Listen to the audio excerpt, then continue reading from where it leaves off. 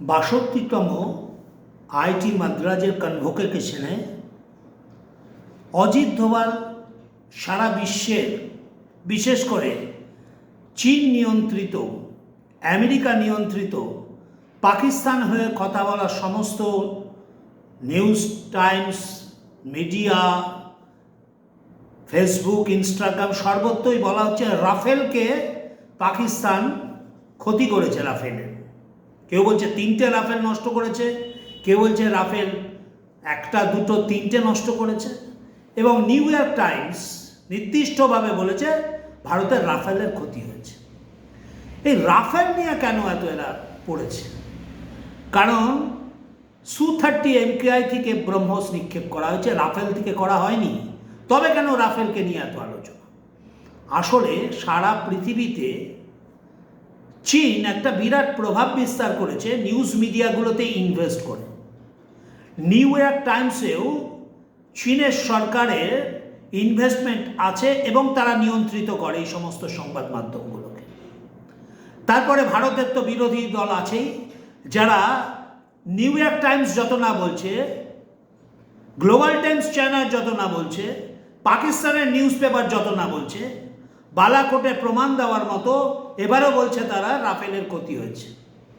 তো ৬২তম কনভোকেশনে আইআইটি মাদ্রাজে অজিত দোভাল বললেন সারা পৃথিবীতেও এত স্যাটেলাইট আছে, উন্নত উন্নত স্যাটেলাইট, একটা কেন প্রমাণ দিতে পারছে না রাফেল ভাঙার বা রাফেল ক্ষতির? আমি বলছি, ভারতবর্ষের এক টুকরো কাঁচ ভেঙে যাওয়ার প্রমাণ যদি কেউ দিতে পারে তাহলে বুঝবো তারা প্রমাণ দিয়েছে। এক টুকরো কাঁচ ভাঙার প্রমাণও দিতে পারবে না কেউ। রাফেল তো অনেক বড় কথা। তবে রাফেলকে নিয়ে এত কেন পড়েছে? Su-MK-30 থেকে আমরা ব্রহ্মস নিক্ষেপ করেছি। 9টা যে 23 মিনিটের 9টা জায়গায় গুড়িয়ে দিয়েছি আমরা। জঙ্গি নিকেশ করেছি 9টি জায়গায় মাত্র 23 মিনিটে। সেখানে অজিত দোভাল বলছেন ইন্ডিজিনিয়াস টেকনোলজি কোন জায়গায় পড়েছে? 23 মিনিটে গুড়িয়ে দিচ্ছি 9টা ক্যাম্প। এবং আমরা 10টি জায়গায়, বিশেষ করে 9টা এয়ারবেস শেষ করে দিয়েছি 15টা ব্রহ্মস নিক্ষেপ করে।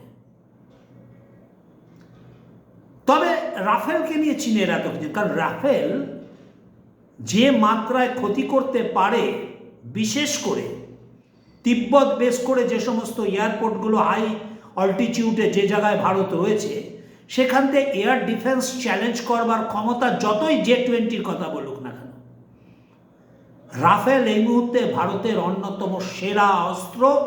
4.5 জেনারেশন এবং ইন্ডিয়ান দক্ষ পাইলটদের পাল দিয়ে তা আজকে এক অবিংশোদিত, এক অপরিসীম ক্ষমতা সম্পন্ন এয়ার ডিফেন্সে তৈরি হয়েছে এবং আমাদের এয়ারফোর্স সেই জায়গায় পৌঁছে রাফেলকে নিয়ে। তাই রাফেল যেভাবে বিক্রি বেড়েছে পৃথিবীতে, চায়নার কোম্পানি থেকে শুরু করে এমনকি আমেরিকার কোম্পানিগুলো রাফেলের সাথে পাল্লা দিতে পারছে না। তাই রাফেলের ব্যবসায়িক ক্ষতি করবার জন্য ইন্ডিয়া পাকিস্তান যুদ্ধে রাফেলের ক্ষতি হয়েছে বলে দেওয়া হচ্ছে, কিন্তু প্রমাণ একটাও দেখাতে পারছে না। অর্থাৎ এটাকে বলা হয় ইলেকট্রনিক যুদ্ধাস্ত্র, মিডিয়ার একটা অঙ্গ যুদ্ধাস্ত্রের, যে মিডিয়ার মারফতে বড় ভারতের ক্ষতি হচ্ছে, রাফেলের ক্ষতি পড়েছে। আর ভারতের মধ্যে থাকা সেই সমস্ত লোক, সেই সমস্ত রাজনৈতিক দল যারা বালাকোটেও বলেছে প্রমাণ দিক, বালাকোটে ইন্ডিয়া এয়ার স্ট্রাইক করেছে, আজও ভারতবর্ষে সৈন্যবাহিনীর কথা বিশ্বাস নেই, সরকারের কথা তো বিশ্বাস নেই। তারা বলছে রাফেলের ক্ষতি হয়েছে। রাহুল গান্ধী বলছে রাফেলের ক্ষতি হয়েছে, বলুক, জানাক সরকার। আরে কিছু না হলে জানাবে কোথার থেকে?